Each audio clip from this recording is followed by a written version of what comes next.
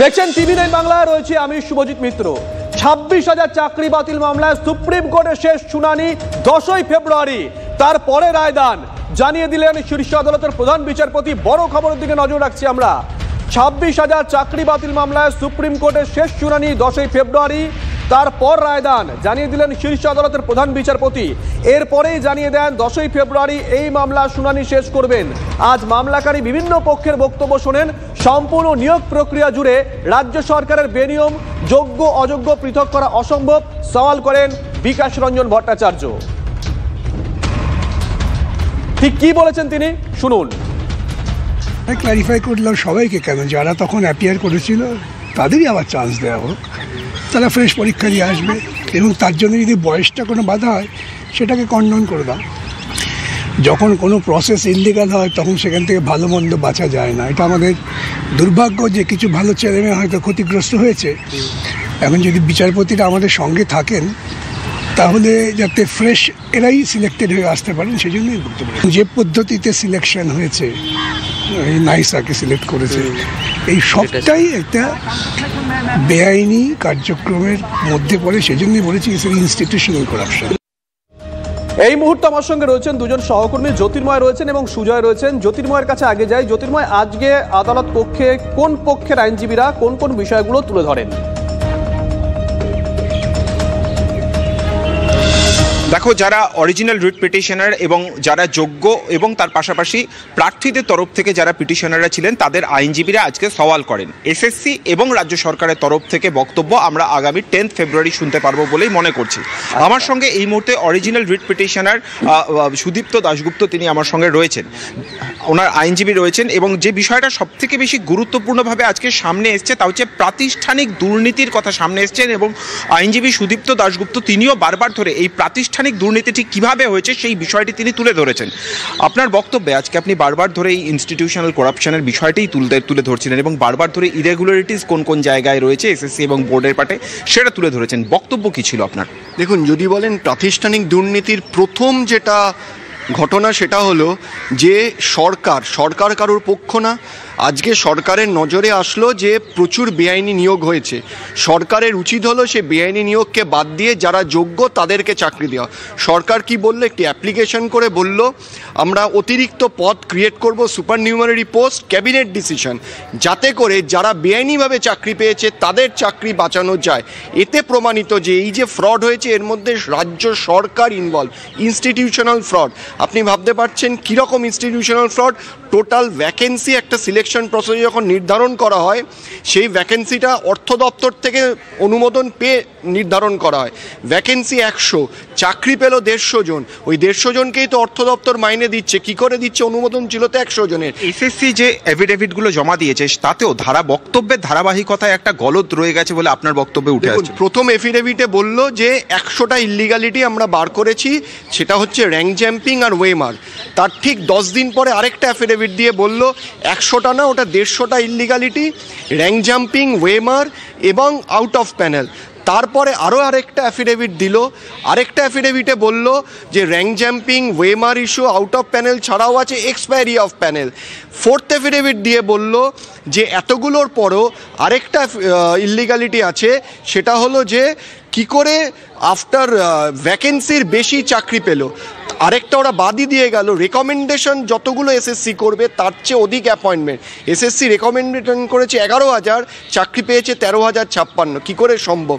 এটাই। জ্যোতির্ময়, একটা বিষয় একটু সুদীপ্ত বাবুকে জিজ্ঞাসা করো না, পরিস্থিতি যেখানে দাঁড়িয়ে আছে সেখানে কি যোগ্য অযোগ্য বাছাই করা সম্ভব? সঠিকভাবে ডিভিশন বেঞ্চ, ক্যাবিনেট। একদমই। আমি আপনার কাছে একটা স্পেসিফিক কোশ্চেন আপনার কাছে নিয়ে আসবো। এই মুহূর্তে এই মামলা যে জায়গায় দাঁড়িয়ে রয়েছে এবং দুর্নীতির যেভাবে হয়েছে এবং তার তদন্তের যে ধারাবাহিকতা, যে প্যাটার্ন আপনারা দেখছেন, তাতে এই যোগ্য অযোগ্য পৃথকীকরণ কি আদৌ সম্ভব? দেখুন, যোগ্য অযোগ্য পৃথকীকরণ আমার মতে সম্ভব না, কারণ এটা কোনোভাবেই বিচার করা সম্ভব হচ্ছে না যে কে যোগ্য কে অযোগ্য। এখানে ইন্টারভিউ মার্কস ম্যানিপুলেশন হয়েছে। এখানে ভ্যাকেন্সির চেয়ে বেশি চাকরি পেয়েছে, যারা ভ্যাকেন্সির চেয়ে বেশি চাকরি পেয়েছে তারা কারা সেই আইডেন্টিফিকেশন এসএসসি এখনও অবধি করেনি। যারা রেকমেন্ডেশনের অধিক চাকরি পেয়েছে সেই আইডেন্টিফিকেশন হয়নি। মোস্ট ইম্পর্টেন্টলি জাস্টিস বাগ তার ইনকোয়ারি রিপোর্টে বলেছে যাদের র্যাঙ্ক ছিল প্যানেলে তাদের র্যাঙ্ক চেঞ্জ হয়ে গেছে, যেমন যার র্যাঙ্ক 10 ছিল তাকে 100 করে, যার র্যাঙ্ক 100 তাকে 10 করা হয়েছে।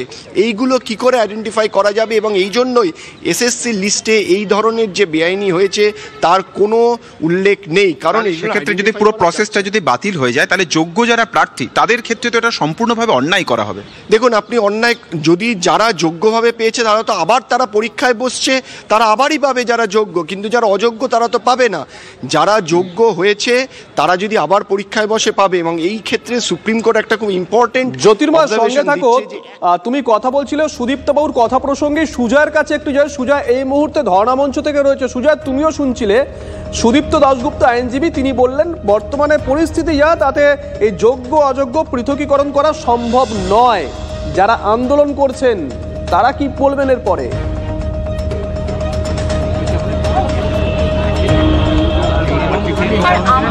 দেখো, সুপ্রিম কোর্টে আজকে যা সওয়াল হয়েছে সুদীপ্ত বাবু বা আইনজীবী বিকাশ রঞ্জন ভট্টাচার্য, তিনি সওয়াল করেছেন যে যোগ্য অযোগ্য বাছাই করা সম্ভব নয়।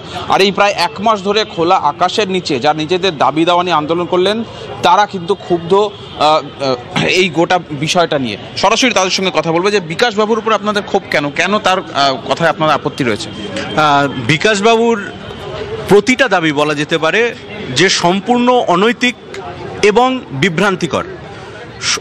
সুপ্রিম কোর্টে আজকে যিনি যে সওয়াল করেছেন, আমার মনে হয় একজন বিশিষ্ট লয়ার এই ধরনের কোনো প্রস্তাব আনার আগে বিষয়টি ভাববেন। এক, যে 6-7 বছর হয়ে গেছে যে সমস্ত সার্ভিস আমরা করছি, আমাদের এক্সপিরিয়েন্স হয়ে গেছে 6 বছরের মিনিমাম প্রত্যেকের, কারো কারো তারও বেশি, তাদেরকে পুনরায় আবার পরীক্ষায় বসতে বলা, আমার মনে হয় ওখানে যারা লয়ার যারা পরীক্ষা দিয়ে এখন সুপ্রিম কোর্টে গেছে তাদের যদি আবার পুনরায় বলা হয় মাধ্যমিক পরীক্ষা দিক, তারা কি সেই যে মার্কস পেয়েছিল সেই মার্কস পেয়ে উত্তীর্ণ হতে পারবে? মানে আপনারা যোগ্য অযোগ্য বাছাই সম্ভব না এটা বলতে চাইছেন? না, যোগ্য এবং বাজাগ্য অলরেডি ডান, অলরেডি হয়ে গেছে। যেখানে ভারতবর্ষের সর্বোচ্চ তদন্তকারী সংস্থা সিবিআই এবং বাক কমিটি সেগ্রিগেট করেছে এবং তার ভিত্তিতে দুর্নীতিতে চিহ্নিত করা গেছে।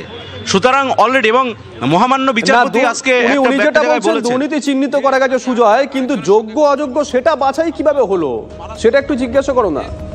বিকাশ রঞ্জন বাবু যে রাজনীতি করছে, হ্যাঁ অবশ্যই আমাদেরকে যেভাবে হাইকোর্ট এবং সুপ্রিম কোর্টে আজকে যে জায়গায় দাঁড়িয়েছি এটা একদমই চক্রান্তের শিকার, এবং তিনি কোনো রাজনৈতিক মতাদর্শের অনুপ্রাণিত হয়ে বা চক্রান্তের শিকার করে টোটাল প্যানেলটা বাতিল করার যে অমানবিক সিদ্ধান্ত বা সওয়াল তৈরি করছে সেটা অযৌক্তিক এবং মানে মানা যায় না কোনোভাবেই। কারণ বিকাশ রঞ্জন ভট্টাচার্য তিনি রাজনৈতিক উদ্দেশ্য প্রণীতভাবে কাজ করছেন। আপনি বললেন যে যোগ্য অযোগ্য বাছাই করা হয়ে গেছে, সেটা কিসের ভিত্তিতে, কিভাবে? সেটা ভারতবর্ষের সর্বোচ্চ তদন্তকারী সংস্থা সিবিআই, তারা ইনকোয়ারি করেছে, আমাদেরকে প্রত্যেককে ভেরিফিকেশনে একবার নয় একাধিকবার আমাদেরকে ডেকেছে। আমরা ডিআই অফিস বলুন, এসএসসি অফিস বলুন, মানে আমাদের ইন্টারভিউয়ের সময় বলুন, বিভিন্ন স্থানে আমরা আমাদের ভেরিফিকেশন একদম সার্টিফিকেট, মেরিট লিস্ট সমস্ত কিছু তথ্য ওখানে সরবরাহ করেছি। এই বিষয়ে আমাদের রেকমেন্ডেশন লেটার, অ্যাপয়েন্টমেন্ট লেটার, সমস্ত তথ্য এবং আমাদের যেই টেবিলে ইন্টারভিউ ডেকেছিল সেই টেবিল নাম্বার, যাবতীয় তথ্য আমাদের, মানে এসএসসি আমাদের যে সমস্ত প্রক্রিয়ার মধ্যে দিয়ে যেতে বলেছিল আমরা প্রত্যেকটা প্রক্রিয়াকে অতিক্রমণ করে আজকে এইখানে আমরা এসেছি। ঠিক আগামী 10ই ফেব্রুয়ারি এই শুনানি শেষ হবে, প্রধান বিচারপতি বলেছেন। কোনো আশা রাখছেন যে একটা আশার আলো দেখা যাচ্ছে কি?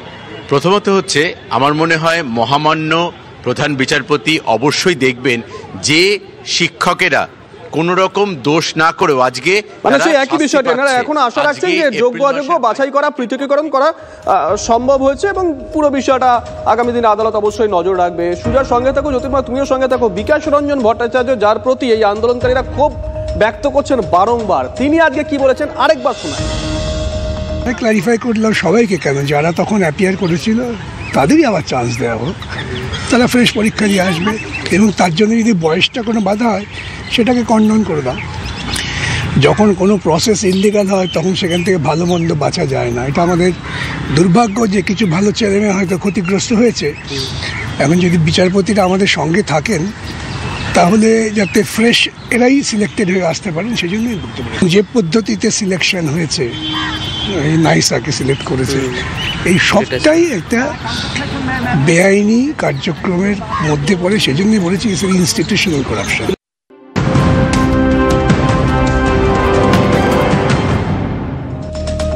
এদিকে তিলোত্তমা